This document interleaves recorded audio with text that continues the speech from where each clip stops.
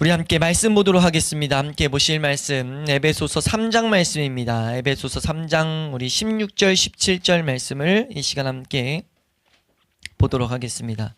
에베소서 3장 16절 17절 말씀입니다. 신약성경 313페이지 에베소서 3장 우리 16, 17절 말씀 함께 한 목소리로 합독하도록 하겠습니다. 함께 읽습니다. 시작. 그의 영광의 풍성함을 따라 그의 성령으로 말미암아 너희 속사람을 능력으로 강건하게 하시오며 믿음으로 말미암아 그리스도께서 너희 마음에 계시게 하시옵고 너희가 사랑 가운데서 뿌리가 박히고 터가 굳어져서. 아멘. 예, 우리가 이제 저번 주에 이어서 우리가 바울이 그리스도의 신비, 예수님의 그 놀라운 신비, 예수 그리스도를 알아갈 때 우리의 터가 견고해지는 그 놀라운 신비를 가지고 그 성도들, 에베소 교회 성도들이 그 은혜를 더욱더 알아가지고 그 은혜를 누리며 살아가는 그런 마음을 가지고 기도하는 것, 이걸 우리가 살펴봤습니다. 바울이 기도하는 그 마음을 알아야 된다는 거죠. 그리고 그 마음을 갖게 한 생각들, 그걸 우리는 정확히 알아야 됩니다. 바울은 정확하게 성도들이 예수 그리스도를 아는 지식, 그 지식에서 자라가라고 말하고 있어요. 그 예수 그리스도가 얼마나 신비한지, 그분이 비밀인지를 우리 먼저 깨달아야 된다는 거죠. 그리고 그분을 통해서 우리가 그분을 알아갈 때 우린 반드시 자라가게 된다는 겁니다. 그리고 그것을 이제 바울은 가르쳐주는 것에서 그치는 것이 아니고 바울이 기도로서 나아가고 있어요. 이 일은 반드시 성령님께서 역사하셔야 될 일이기 때문에 기도하고 있습니다. 그리고 우리는 그 기도를 살펴보고 있는 거고요. 어떻게 보면 기도를 연구하고 있는 겁니다. 왜 기도를 연구하느냐라고 했을 때 이 기도는 우리의 기도가 돼야 되기 때문입니다. 우리가 기도를 배워야 되는데, 교회에서 가장 잘못하는 것 중에 하나가 뭐냐면요, 교회에 와가지고 아무 기도나 계속하게 시키는 거예요. 근데 성경은 절대 그거를 말하고 있지 않습니다. 성경은 우리로 하여금 이방 종교, 그러니까 하나님이 말한 오직 유일한 그 하나님 외에 다른 신들이 있다고 말하면서 종교를 만드는 그 종교에서 하는 행위, 거기서도 다 기도라거든요. 그 기도의 모습을 그대로 가지라고 절대 말하고 있지 않아요.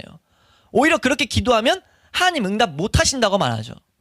근데 기도를 너무나 우리가 뭐하게 놨냐면 그냥 두리뭉실하거나 그냥 해도 된다는 식으로 방치해놨어요. 그러다 보니까 기도의 능력을 경험하지 못합니다. 근데 바울을 통해서 우리가 이 성경은 우리에게 분명하게 기도들을 배우게 함으로써 우리의 기도가 능력되게 만든다는 거죠.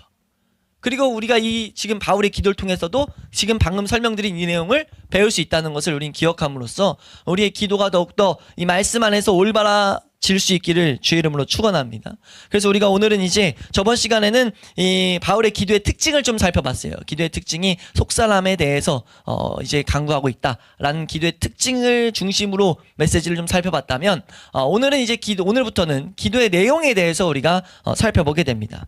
우리 시간 우리가 16절에 있는 기도의 내용과 17절의 상반절에 있는 바울의 기도, 이 두 가지의 내용을 우리가 오늘 살펴볼 텐데요. 두 가지 내용을 우리가 어떤 기도, 어떤 내용인지 이것들을 살펴볼 텐데, 바로 우리가 말씀을 보면 첫 번째로 16절에서 이제 구하는 내용을 우리가 한번 보도록 하겠습니다. 16절 다시 한번 읽어볼까요? 16절입니다.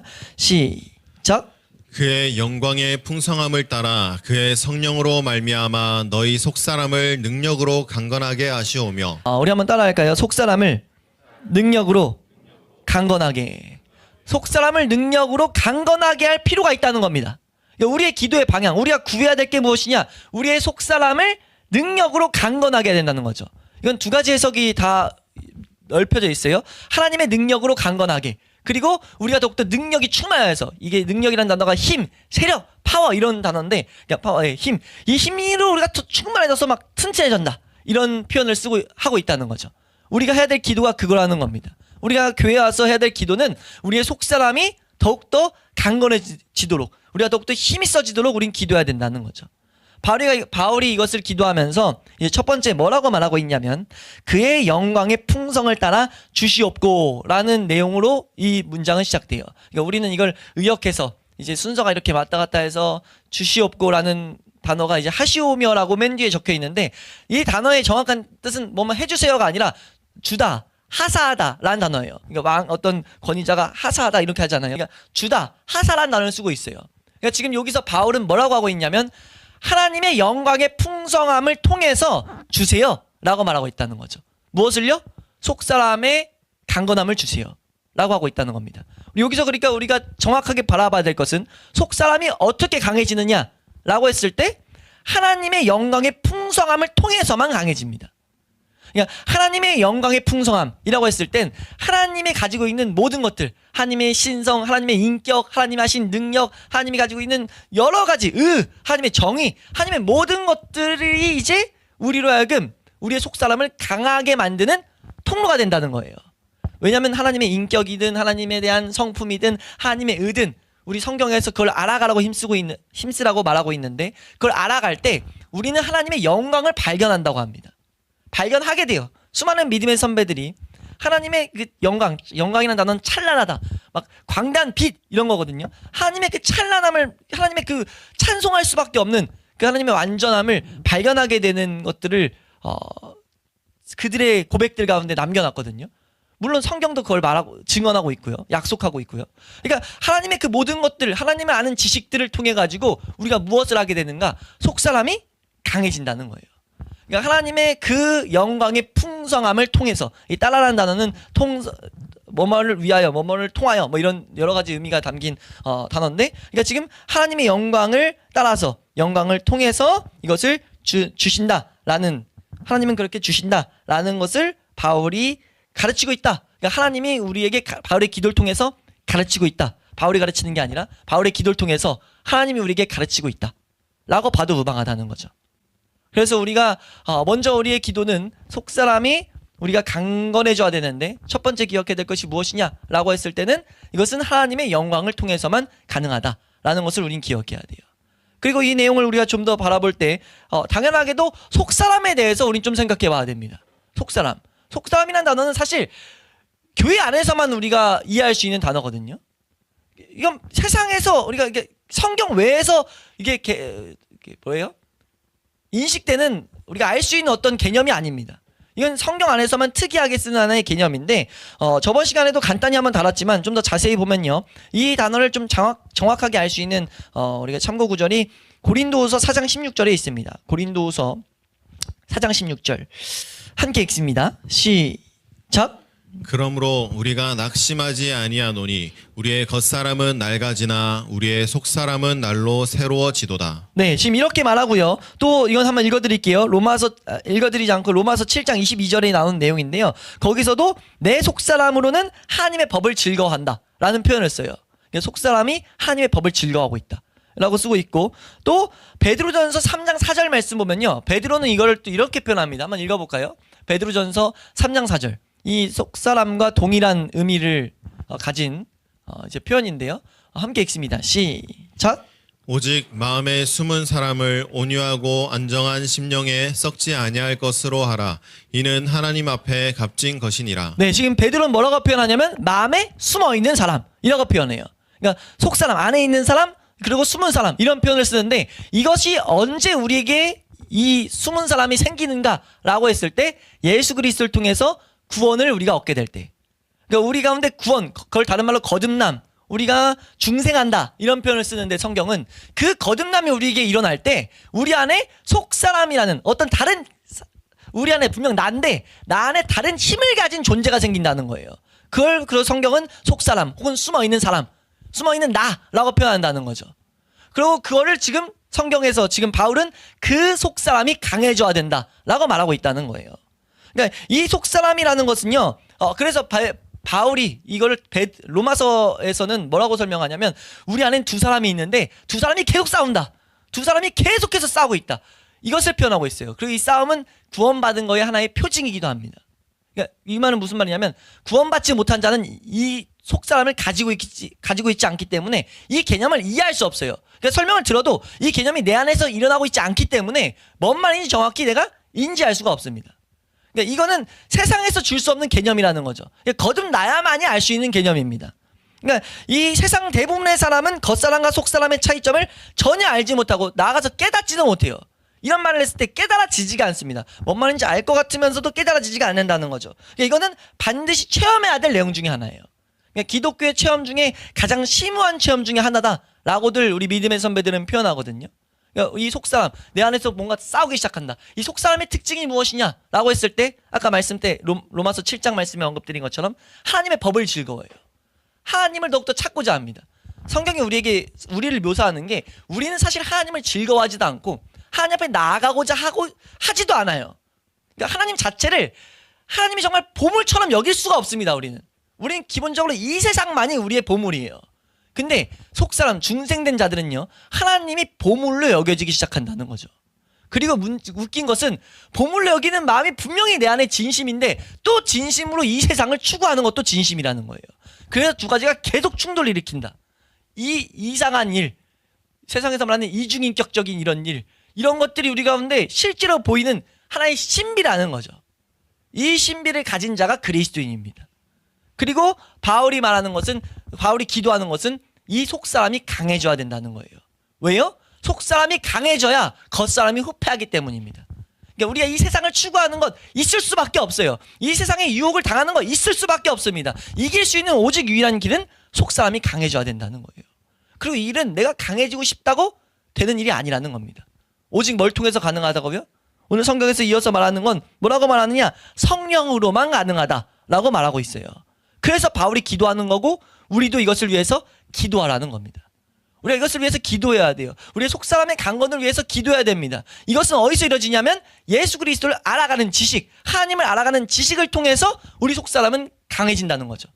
이걸 과정으로 설명한 걸 보면 계속해서 싸움이 일어나고 죄의 공격을 받는 나, 그리고 그걸 이기고자 하는 나, 정말 그것과 상관없이, 왜냐면 하나님 앞에 나아가려면 죄가 있으면 안 된다는 하나님의 말씀들이 붙잡혀지면서 정말 하나님 앞에 나아갈 때 죄가 있으면 못 나간다는 것이 정말 믿음으로 붙잡히거든요. 근데 문제는 내 안에 죄가 있어요. 그러다 보니까 그 안에 계속해서 바울은 그래서 이렇게 표현해요. 오라 나는 공고한 자로다. 이 사망의 몸에서 날 도대체 누가 건져낼까? 이런 막 토해내는 이런 탄원을 드립니다. 근데 그 과정 가운데 성령님이 계속해서 우리의 이 연약을 위해서 기도하신다는 것을 발견하는 것을 7장 8장에 걸쳐서 바울이 이 내용을 설명하고 있어요. 무슨 말인지 이해되시나요? 이 싸움을 해나가는 게 그리스도인이에요. 그리스도인은, 성도는 이 싸움을 해야 됩니다. 교회는 이 싸움을 해나가도록 가르쳐야 돼요. 교회에서 자꾸 우리의 어떤 다른 것들을 하라는 것이 아니라 교회는 이것들을 추구하게 만들고, 교회 올 때마다 함께 모여서 예배를 드릴 때마다 우리의 정신이 땅 위로 팔릴 수밖에 없는데, 팔려있는 그 정신을 다시 끌어가지고 하늘을 바라보게 해야 된다는 겁니다. 그리고 여기서 바라보고 끝이 아니라 계속해서 자라가기 위해서 뭐 해야 되냐면 속사람이 강건해져야 된다는 것을 붙잡아야 된다는 거예요. 바울은 그걸 알았기 때문에 지금 이 3장에서 그리스도의 신비를 가르치고 나서 그리스도를 통해서 우리의 영광의 하나님의 놀라운 풍성함, 그리스도인의 풍성함 막 여러 가지 가르치고 나서 실제적인 어떤 은혜를 가르치기 위해서 지금 그리스도의 터 위에 자라가라고 한 이 내용을 기도로 푸는데, 그 기도에 푼 내용, 그리스도의 터 위에 자라가는 내용을 풀어서 봤더니 우리가 자라가는 일이 일어나야 된다는 거죠. 이걸 인식하는 건 대단히 중요합니다. 우리가 자라가야 된다는 걸 인식하는 건 너무 중요해요. 이걸 인식하지 못하면요, 우리의 신앙생활이 딴 길로 계속 셀 수밖에 없습니다. 그래서 우리가 분명히 알아야 될 것은 성령으로 말미암아 우리가 자라가게 된다라는 것들을 우리는 분명히 나가야 된다라는 것들을 우리가 새겨놓을 수 있기를 주의 이름으로 축원합니다. 우리가 조금 더 생각해 볼 것은 이 내용에서 그럼 왜 우리가 속사람이 왜 강건해져야 되는가라고 했을 때, 당연하게도 이것이 위대하기 때문이에요. 하나님 아는 지식은 우리에게 어떤 것보다 위대하기 때문입니다. 그러니까 위대하고 우리의 삶에 참된 만족을 가져다 주기 때문이에요. 그건 당연하죠. 그리고 그것이 풍성이 일어나는 것은 속사람이 강건해져야 되기 때문에. 근데 거기서 그치지 않고 우리가 알아야 될 필요성, 당위성을 생각했을 때 가장 당연히 또 기본되는 것은 성경이 그것을 명하고 있기 때문이에요. 성경은 우리에게 자라가라고 말합니다. 반드시 자라가야 된다고 말해요. 신앙이 자라간다는 개념을 우리가 갖지 못하면요, 이거 성경에서 말하는 명령과 전혀 상관없는 삶을 살아가게 된다는 거죠. 그건 다른 말로 믿음이 연약한 상태에서 자라가질 않는다는 거예요. 그래서 그런 비극 가운데 마귀가 미혹을 해서 어떻게 하냐면요, 성경에서 말하는 신앙이 자라진 않는데, 우리의 믿음이 자라지 않는데, 성경대로 안 걸으니까 믿음이 안 자라는데, 자라는 것처럼 보이게 하려고 뭐 하냐면 이상한 종교 행위들을 하기 시작합니다. 성경대로 우리가 신앙생활을 안 하면요, 우리가 이 시대의 기독교 내에서 많이 보거든요. 기도를 뭐 더 많이 막 우리가 막 방언을 받고 막 기도를 막 해가지고 오랫동안 해서 뭐예요? 신령한 어떤 체험들을 해야 된다. 신령한 체험을 여기서 지금 잘 구분하셔야 돼요. 부인하는 게 아니에요. 충분히 삼아야 됩니다. 근데 신령한 체험이 신앙의 중심과 그 체험이 믿음의 성장의 척도가 절대 될 수가 없어요. 잘 새겨셔야 돼요. 우리가 어떤 신령한 체험을 했어요. 귀신을 쫓고 뭐 내적 치유라고 뭐 별의별 것을 하나님의 성경에 적힌 체험들을 했습니다. 그걸 추구해서 교회의 중심으로 삼아버리는데요. 그건 비극이에요. 왜냐면요, 그거는 신앙의 성장을 말하는 게 아니라 신앙생활을 하다 보면 은혜로 주어질 수 있는 것들입니다. 반드시 필요한 내용이 아니에요. 우리에게 반드시 필요한 것은 무엇이냐면 하나님으로 만족하는 일입니다.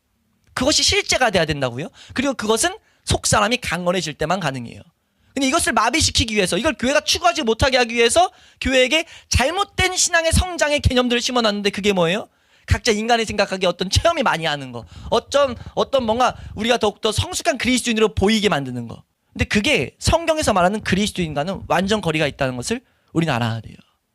그러니까 성경은 우리에게 신앙이 자라가야 된다고 하는데, 그걸 우리는 명령으로서 우리는 반드시 알아야 된다. 우리 말씀 몇 가지만 보면요, 고린도전서 3장 1절 말씀입니다. 고린도전서 3장 1절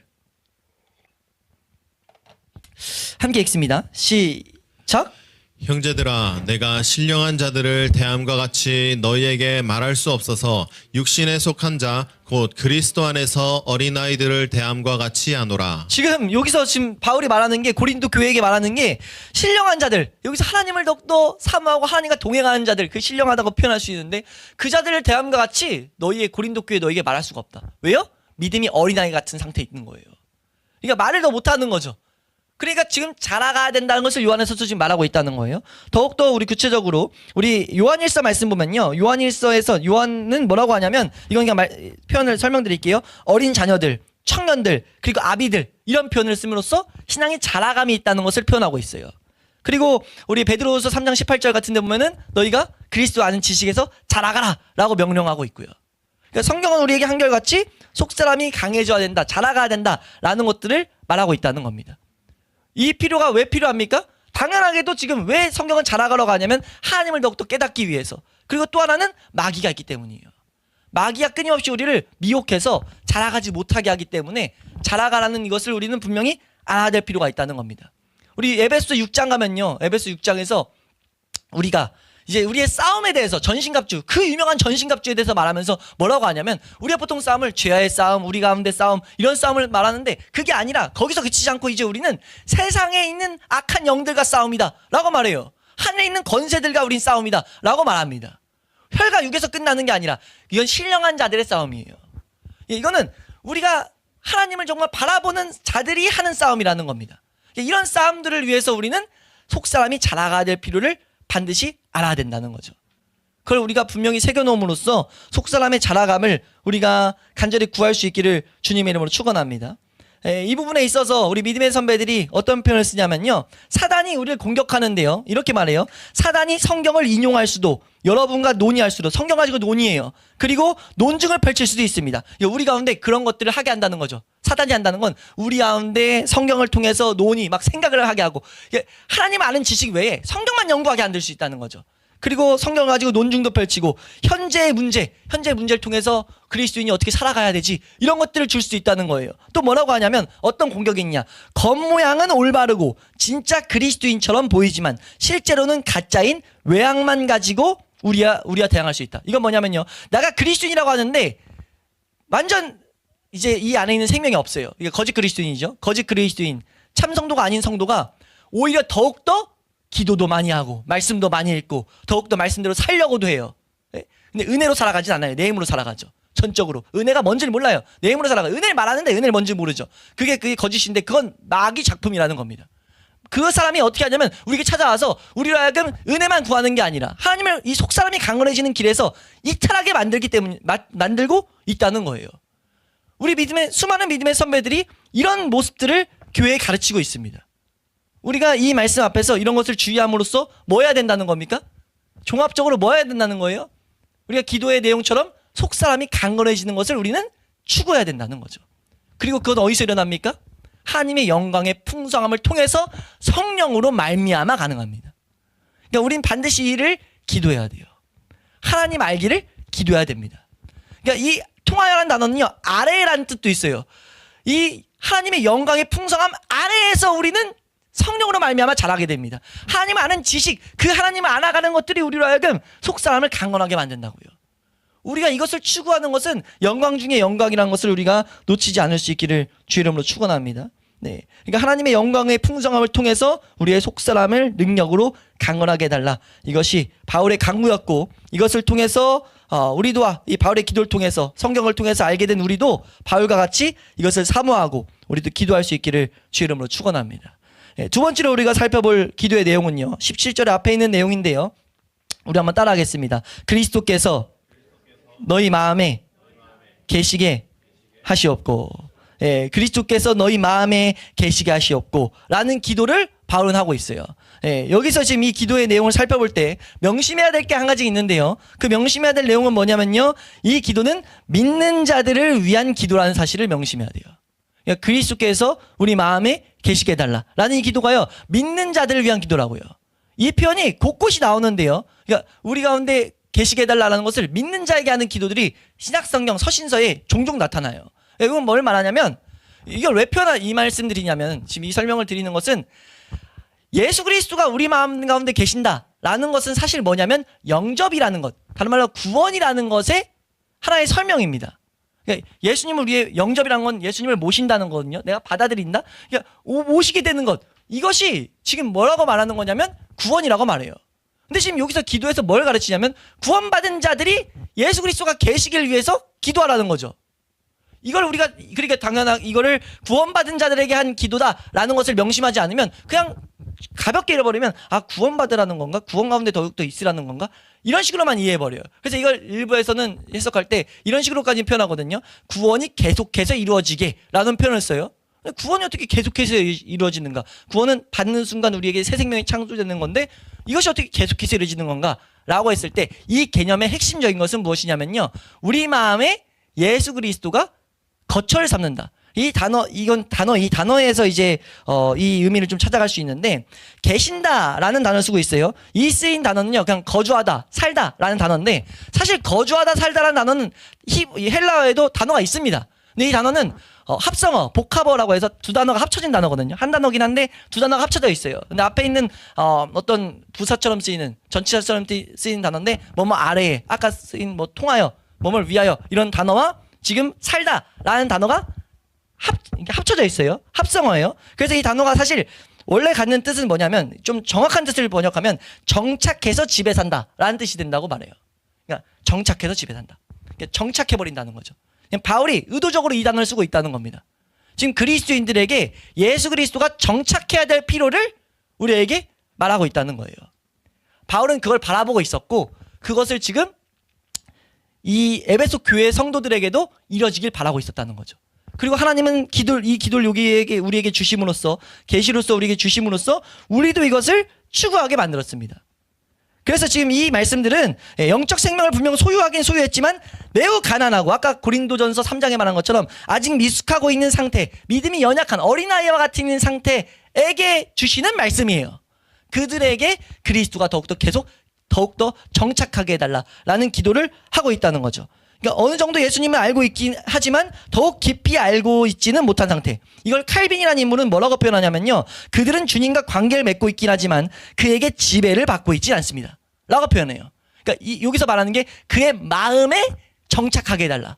예수 그리스도가 우리의 삶의 분명 주인으로 오셨는데 주인이 아니라는 겁니다. 내 삶의 주인, 내 마음의 주인이 누구예요? 그리스도인이 된 다음에도 나예요. 나다 보니까 예수님이 계실 곳이 없습니다. 정착하실 수가 없어요. 완전히 거주해서 살 수가 없습니다. 예, 그래서 지금 바울은 예수님이 좌정해서 살도록, 어디에요? 우리 마음에, 우리 마음 가운데. 그래서 이 의미를 정확히 깨달은 바울. 예수님이 나의 구세주로서 오셨는데 그전에는 막 싸움이 있다가 정말 예수 그리스도만이 내 삶의 주인이다, 나는 사나 죽으나 예수로만 산다 라는 것이 되게 한 것. 갈라디아서 2장 10절, 내가 이제 사는 것은, 내가 육체 가운데 사는 것은 나를 사랑하사 나를 위하여 자기 자신을 버리신 하나님의 아들을 믿는 그 믿음 가운데 산다 라고 한 그 상태가 된 것. 그건 그 상태가 됐다는 겁니다. 아까 위에서 16절의 기도와 이어진 건데, 속사람으로 강건해지다 보니까 우리가 예수 그리스도만이 내 삶의 주인 되는 일이 일어났다는 거예요. 칼빈이 이어서 계속 이런 식으로 말해요. 이 사람들 구원받은 자들이 틀림없이 주님과 관계에 있는 위치에는 있지만 주님께서는 그들의 삶의 중심에 계시지 않습니다. 주님은 실제로 그들의 마음에 계시지 않으며 그들의 마음속에 거하시지 않으며 그곳에서 주님의 거처를 삼지 않으셨습니다. 바울이 여기서 지적하는 것은 우리의 마음의 왕자를 그리스도께 내놓으라는 것입니다. 바울이 여기서 기도하는 건 그거예요. 너희 마음의 왕자, 우리 에베소 교회 성도들이 그 마음의 그 왕자에 그리스도가 거하시기를 하나님 바랍니다 라고 지금 기도하고 있다는 거죠. 왜요? 우리 마음속에 그리스도가 거하실 곳이 없기 때문에, 앉으실 곳이 없기 때문에, 각자 마음의 주인이 자기 자신이기 때문에 지금 그것을 바라고 있다는 거예요. 이 일은 반드시 우리가 기억해야 될 개념이 성령으로 강건해지지 않으면 이루어지지 않습니다. 그래서 이 기도의 순서는 매우 중요해요. 우리가 성령으로 강건해지면 어떤 일이 발생되느냐, 우리는 이 기도의 순서를 알므로써 우리에게 소망과 희망을 품을 수 있죠. 그리스도인들, 믿음이 연약한 그리스도인들은요, 수많은 유혹들, 수많은 공격들 때문에, 내 안에 일어나는 여러 가지 싸움들 때문에 괴로울 수밖에 없어요. 그리고 이 일은요, 길을 알지 못하면 계속 이 상태에서 끝납니다. 이게 믿음이 연약한 성도들이 이 시대에 말씀이 올바라지지 않으면서 뭔 비극이 펼쳐졌냐면 자라질 못해요. 이 세상에서 종종 말씀드리죠. 육체가 자라지 못하면 장애라고 인식할 수 있지만 영적인 진단이 안 되니까 자라지 못했는데도 그 문제가 있다는 것을 인식하지 못해요. 그러니까 이상한 현상들이 교회 안에 발생됩니다. 하나님이 아니라 사람들 각자가 원하는 하나님을 만들어내요. 그래놓고 너도 하나님 나도 하나님 섬기는데 뭐가 문제 있냐는 거죠. 그들의 삶이 세상을 전혀 내려놓지 못 삽니다. 세상 사람들보다 더 악하게 살아요. 그러니까 이건 종종 제가 미국에서 들었던 말인데, 미국에는 목회자들이 이중직을 갖고 있단 말이에요. 우리나라는 이중직을 웬만하면 맡고 있고 지금은 어느 정도 열려있지만 공식적으로 완전 미국은 열어놨어요. 왜냐하면 그렇지 않으면 살 수 없었기 때문에. 무슨 말이냐면 목회자가 동시에 주유소도 하고 있고 가게도 하고 있고 막 해요. 하는데 비극이 뭐냐면요, 목회자들이 운영하는 교회 밑에, 교회가 아니죠, 가게 사업처 밑에 있는 사람들이 예수 안 믿겠다는 거예요. 왜요? 내 사장이 진짜 내 사장만큼 못된 놈 못 봤다는 거죠. 내 사장이 누군데요? 목사예요. 목사만큼 지금 못된 놈 못 봤다는 거예요. 여러 군데 일해봤는데 이 사장이 제일 나쁜 놈이었어 라는 말들을 한다는 거죠. 왜 이런 일이 발생됩니까? 그럼 우리 분명히 알 수 있어야 돼요. 둘 중에 하나죠. 구원받지 않다든지, 그 사람이 그렇게 하고도 죄책감이 전혀 없으면 그건 구원받지 못한 게 정확한 표징이고, 근데 그 또 하나의 표징은 그게 그 사람이, 물론 그게 오래되면 구원받지 못했다는 건 또 확증되는 겁니다. 근데 한두 번 그런 실수를 했다라고 했다면 믿음이 연약한 가운데, 괴로움 가운데 있다 한다면 믿음이 연약한 건에서 헤쳐나오질 못하고 있다는 겁니다. 왜요? 성경은 말해요. 올바른 길이 아니면, 하나님이 정하신 길이 아니면요, 속사람은 강건해지지가 않습니다. 그러니까 그리스도를 통하지 않으면 속사람은 강건해지질 않아요. 근데 그 상태에서 계속 있기 때문에 교회에서 뭐라고 해요? 겸손해야 됩니다. 교회에서 감사해야 됩니다. 하나님을 사랑해야 됩니다를 가르쳐요. 근데 그럴 힘이 없는데? 내 안에 그럴 힘이 없어요. 우리가 이 길을 분명하게 바울을 통해서 하나님은 가르치고 계신다는 거죠. 우리의 속사람은 전적으로 하나님의 영광을 통해서 성령으로 말미암아만 강해지고, 그리고 그 강해진 자들에게 무슨 일이 발생되는가? 우리가 그렇게 사모하는 우리의 마음의 주인, 정말 우리도 믿음의 선배들처럼, 사도들처럼, 성경을 읽다 보면 종종 그런 마음 안 드십니까? 이들이 고백하는 만큼의 주, 이들은 주라고 고백할 때 진짜 주예요. 주님, 나의 주인이다. 이걸 얼마나 기쁨 가운데 고백하는지 모릅니다. 이게 종종 사모되지 않으세요? 우리가 이 성경을 읽다 보면 믿음의 선배들은 이런데 왜 내 삶에서는 이런 것들이 풍성이 아니라는가? 그런 것들을 우리가 생각하는 게 정상입니다. 그리고 그런 상태에 있을 때 성경은 답을 준다는 거죠. 뭐라고요? 자라가라.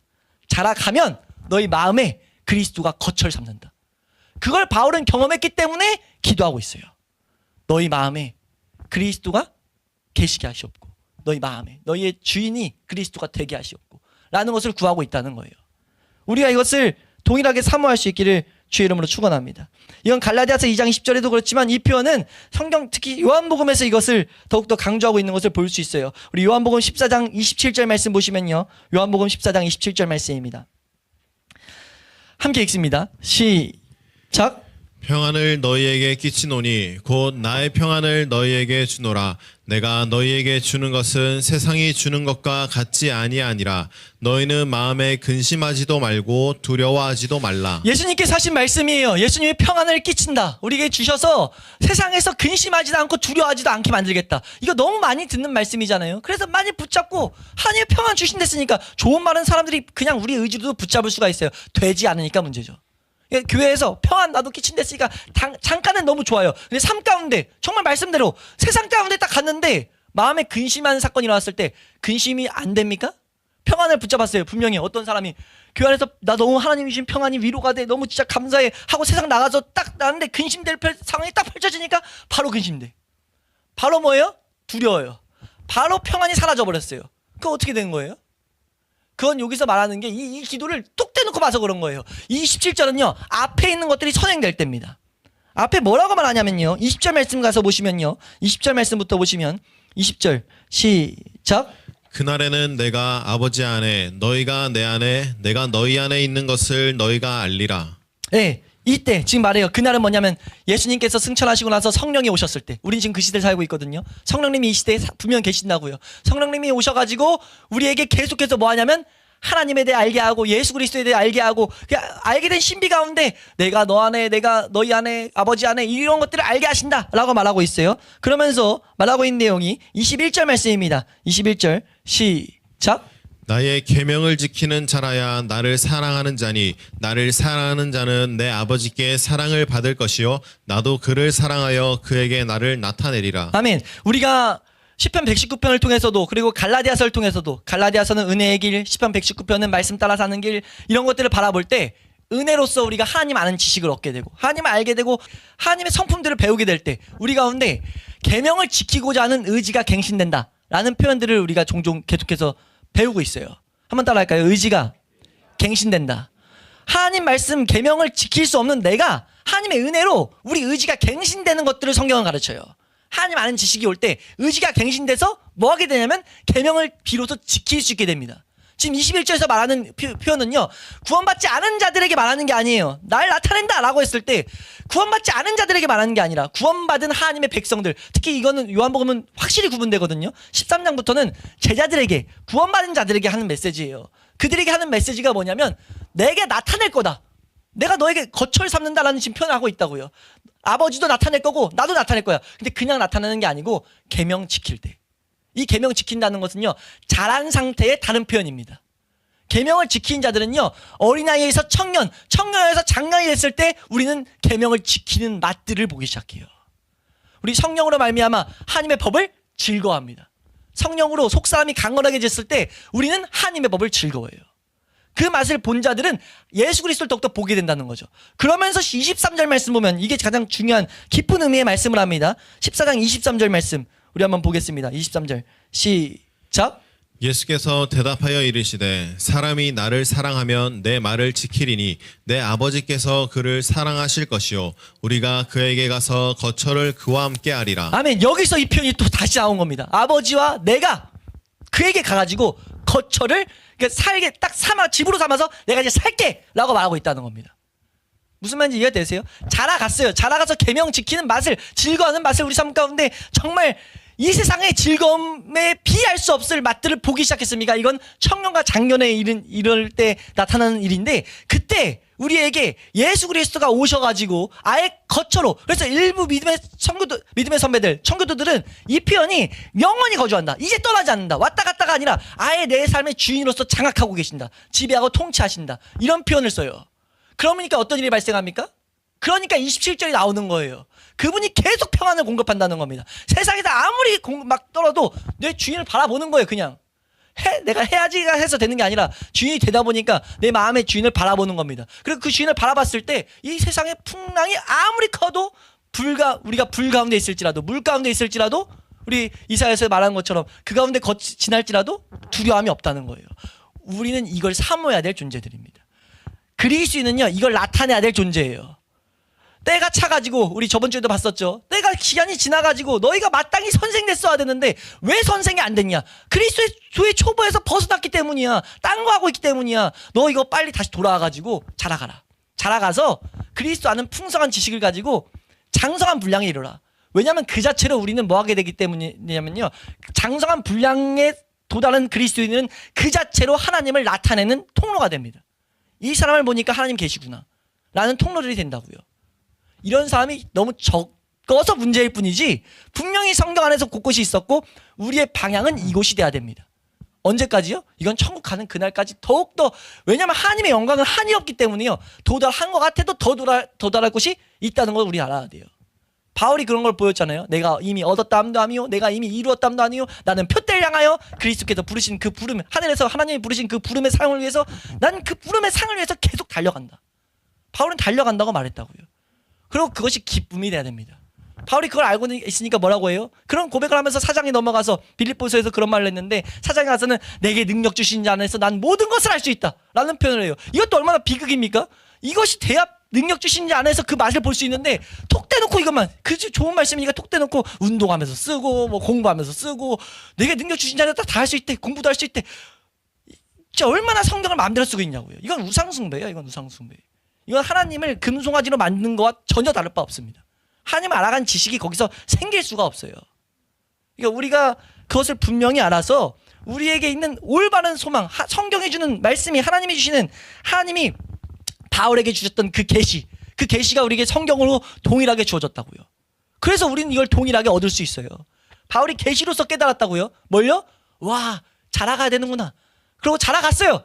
내가 이제 사는 것은 나의 안에 사는 하나님의 아들을 믿는 믿음 안에 사는 거야. 이 상태까지 자라갔습니다. 자라가고 왔더니 상태가 보이는 거예요. 그러니까 이 에베소 교회 성도들 위해서 기도하지 않을 수가 없었다는 겁니다. 성령으로 말미암아 하늘의 그 하나님의 영광의 풍성함을 따라 성령으로 말미암아 너희 속사람이 강건해지고, 나아가서 너희가 믿음으로 말미암아, 여기 믿음으로 말미암아 그럼 무슨 뜻입니까? 이 일은 오직 믿음으로만 된다는 거죠. 믿음은요, 여기서 믿음, 여기서 아쉬운 번역은요, 성경 원어에는 그 믿음이라 적혀 있어요. 그러니까 그 믿음, 여기 관살 적어놨습니다. 그 믿음, 가르치는 믿음. 어디요? 에베소서 2장 8절에서 말했던 선물로써 주신 믿음. 하나님이 구원받을 때 선물로써 주신 믿음은요, 믿음 안에 능력이 있습니다. 어떤 능력이 있냐면요, 하나님 말씀을 붙들 수 있는 능력이 있어요. 이건 내가 붙드는 게 아니고 구원받는, 그러니까 우리 구원을 항상 사모해야 되고 구원을 추구해야 되는데, 구원이 우리 가운데 성취될 때요, 이 말씀들을 붙잡을 수 있는 힘이 생깁니다. 그 믿음으로 말미암아 우리는 뭐 하게 됩니까? 마음에 그리스도를 모신다는 겁니다. 믿음은 뭐 하는데요? 말씀을 붙들어요. 이 원리가 16, 17절이요, 우리가 봤던, 좀 전에 설명드렸던 시편 119편이랑 갈라디아서에서 말하는 은혜의 길을 지금 아예 함축해서 설명했다 봐도 무방해요. 왜냐하면 갈라디아서는 의도적으로 은혜의 길과 성령의 역사, 성령의 인도를 동의어로 쓰고 있습니다. 우리가 성령의 역사와 믿음으로 걷는 은혜의 길, 동의어로 쓰고 있어요. 근데 이걸 풀어서 좀 나누자면, 성령으로 역사할 때는 우린 성령님은 말씀을 즐거워하게 하는데 그 말씀을 붙드는 게 우리 믿음이에요. 그 원리를 설명한다고요. 그러니까 우리 그 믿음으로 말미암아 계속해서 죄와 싸움을, 우리 의로운 판단을 배워서 죄와 싸움이 내가 싸운다는 게 아니라 내 안에 이건 죄다 계속 고백하면서 은혜가 필요하다. 그래서 그 은혜 뭐요? 하나님 아는 지식을 향해 하나님에 대해서 더욱 알아가는 것, 그걸 추구하면 예수 그리스도 아는 지식이 쌓일 때 우리가 어떤 일을 경험하게 되는가? 우리도 모르는 사이에 성장한다는 거예요. 우리 아이들이 내가 몇 끼 먹으면 청년 되겠다라는 거 아는 사람 있습니까? 물론 우스갯소리로 자기 연수 계산해가지고 내가 뭐 몇 천 끼 먹으면 몇 살이 된대, 이런 걸 말하긴 하지만, 몇 끼를 정확히 먹으면 그 몇 끼를 통해 가지고 내가 양분을 통해 내 육체가 3cm 크겠지, 이런 거 생각하는 사람 있어요? 없어요. 없는데 계속 그냥 먹었더니 어떤 일이 발생돼요? 시간 지났더니 그냥 키가 커 있는 거예요. 자고 일어났더니 컸대요. 맞아요. 자고 일어났더니 크는 겁니다. 그와 같이 아는 지식을 추구하는 우리가 추구하고 있었더니, 청교도들이 동일하게 표현해요. 추구하고 있었더니 어느 순간 갑자기 하나님 정하신 때에 갑자기 내가 뭘 보냐면 이게 이해가 되는 거예요. 그리스도의 영광의 풍성함이, 그리스도가 얼마나 나에게 은혜를 주셨는지가 더욱더 내 마음 가운데 이해가 되고, 하나님의 역사가 얼마나 큰지가 이해가 되고, 하나님이 마치 애들이 크면은 이 세상에서 부모님들이 그런 것들을 아는 것처럼 신앙이 자라갔더니 그걸 알게 되면서 어떤 일이 발생됩니까?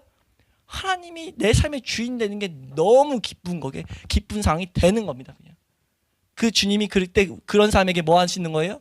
오셔가지고, 주인도 그냥 저절로 되는 게 아니고 됐더니 왜 됐냐면 성경은 말하는 거예요.